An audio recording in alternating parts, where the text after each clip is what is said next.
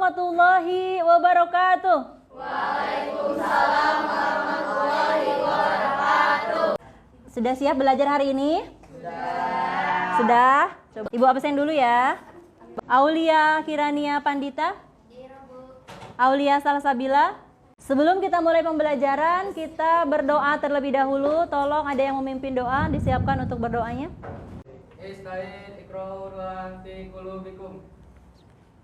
Apapun kehidupan yang kalian lewati, bagaimanapun orang lain memperlakukan kalian, kalian tetap berharga seperti sebelumnya. Pertemuan yang sebelumnya, kita sudah membahas materi tentang sejarah Pancasila. Ya, masih ingat? Siapa saja tokoh yang mengusulkan rancangan dasar negara? Muhammad Yamin, that's right. Satu lagi siapa? Soekarno. Jadi ada 3, siapa saja? Muhammad Yamin, good job for you all, kalian hebat ya. Hari ini kita akan belajar tentang norma. Ayo, siapa tadi yang berangkat dari rumah? Pamitan dulu kepada orang tuanya. Pamitan dulu ya.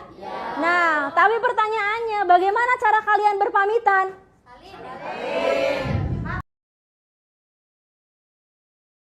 Aturan itu ada untuk mengatur kehidupan kita.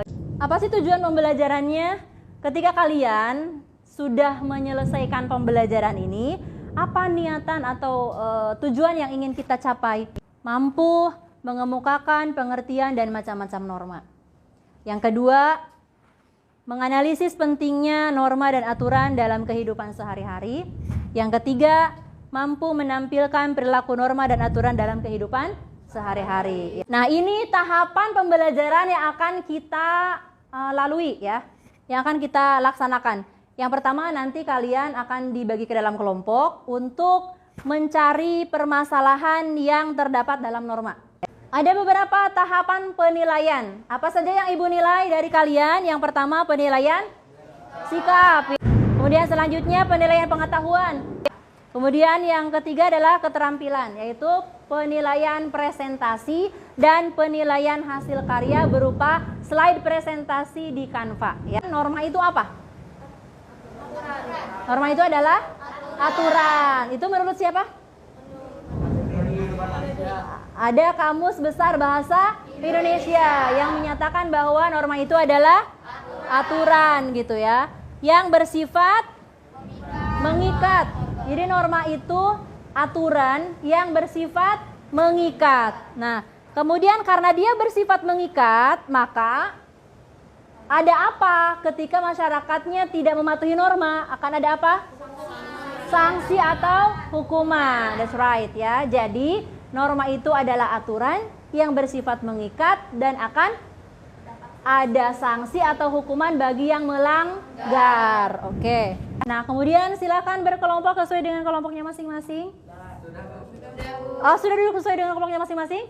Oke, sip. Terima kasih ya. Nah, yang pertama adalah kita akan mengidentifikasi ya. Mengidentifikasi permasalahan yang terkait dengan norma. Ini mau ngambil norma apa kelompoknya ini? Norma hukum. Oke, norma hukum. Kelompoknya ini ngambil norma apa? Norma agama. Norma agama. Kelompoknya ini mengambil norma apa? Ini norma? Norma kesopanan. Ingat ya, pilihan normanya masing-masing diingat. Nah, silahkan dimulai untuk berdiskusi. Ibu akan bagikan LKPD-nya. Nih, ada lembar kerja yang harus diisi oleh kalian. Diskusikan, identifikasi permasalahan yang terjadi di setiap norma. Silahkan isi LKPD-nya. Ibu, ini diisi di sini, Bu. Ya, isi langsung di situ. Diisi langsung LKPD-nya, cantumkan nama kelompoknya. Nama kelompoknya berarti norma ya. Misalnya norma hukum berarti nama kelompoknya hukum. Norma agama berarti nama kelompoknya agama gitu ya. Dan kemudian cantumkan anggota kelompoknya siapa saja nama-namanya.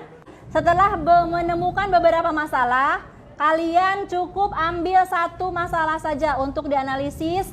Faktornya apa yang terjadi, faktor-faktor penyebab dari masalah itu apa, kemudian solusinya untuk mengatasi masalah tersebut apa gitu.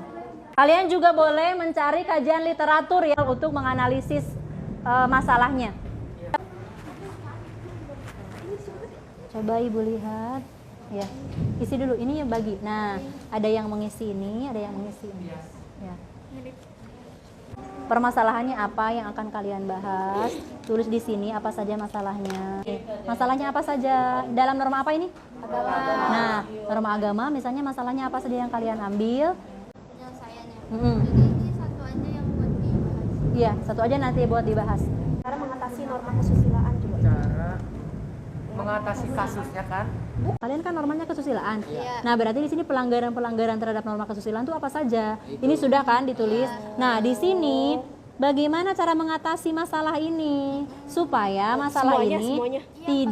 tidak terjadi gitu. Misalnya faktornya dulu, faktor penyebabnya apa gitu. Terus Faktor itu penyebabnya sama ininya apa cara mengatasinya. Ini cara mengatasinya bullying. Terus di sini berarti di sini misalnya faktor penyebabnya apa, kenapa terjadi masalah itu, kemudian nanti dianalisis cara penyelesaiannya seperti apa gitu.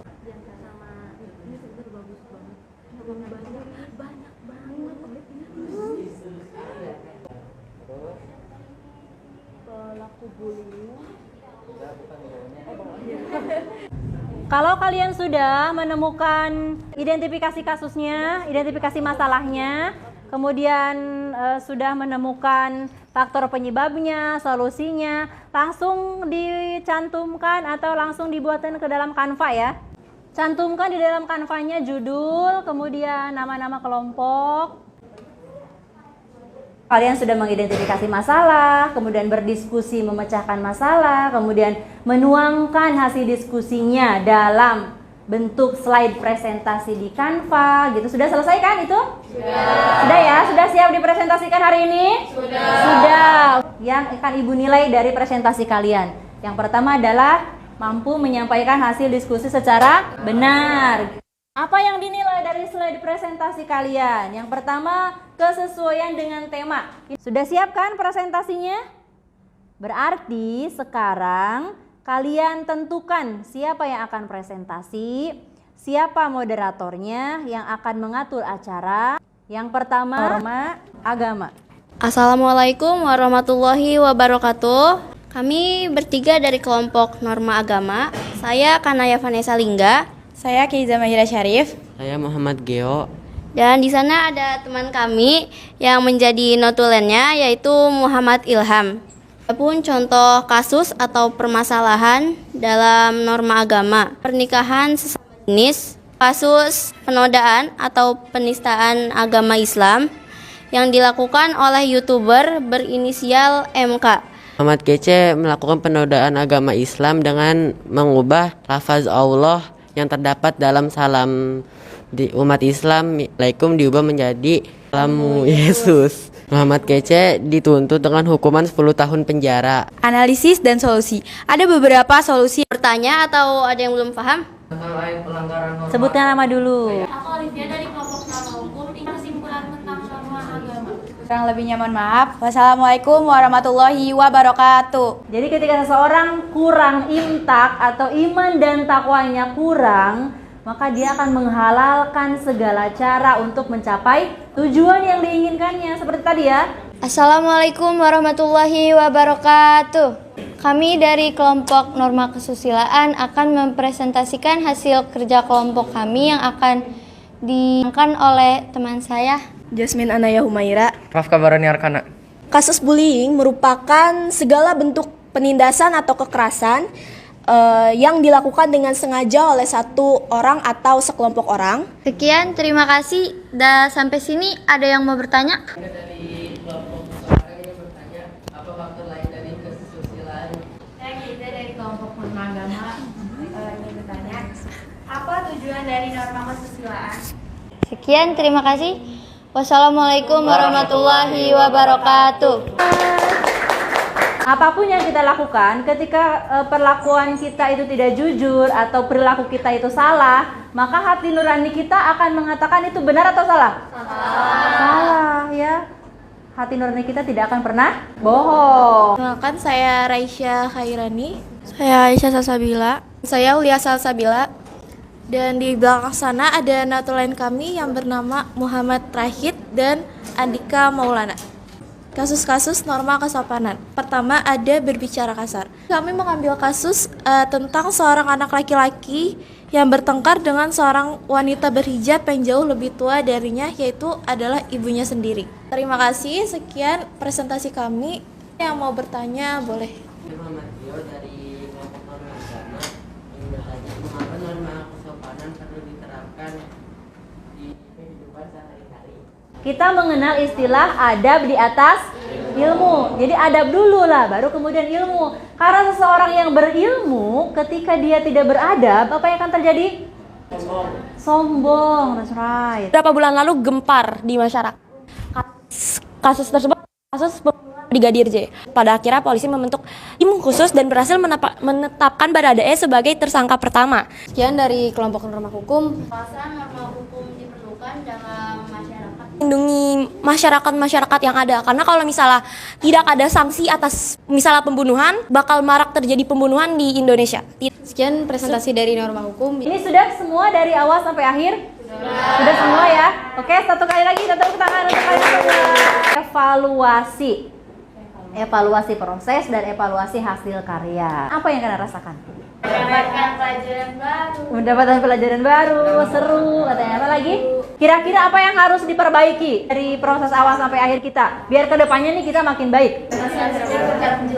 Cara menjelaskan, cara mempresentasikan gitu ya. Materi dari awal sampai akhir, kesimpulannya, pengertian norma itu apa? Aturan. Aturan.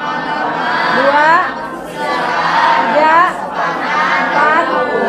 Betapa sangat pentingnya norma dalam kehidupan kita. Kehidupan kita diibaratkan gerbongnya. Aturannya diibaratkan L-nya. Sebelumnya nanti Ibu share link. Ada 2 Google Form, WhatsApp. Itu untuk refleksi, menilai Ibu. Dan juga refleksi untuk kalian. Untuk sekarang kita mengisi kuis dulu. Silahkan.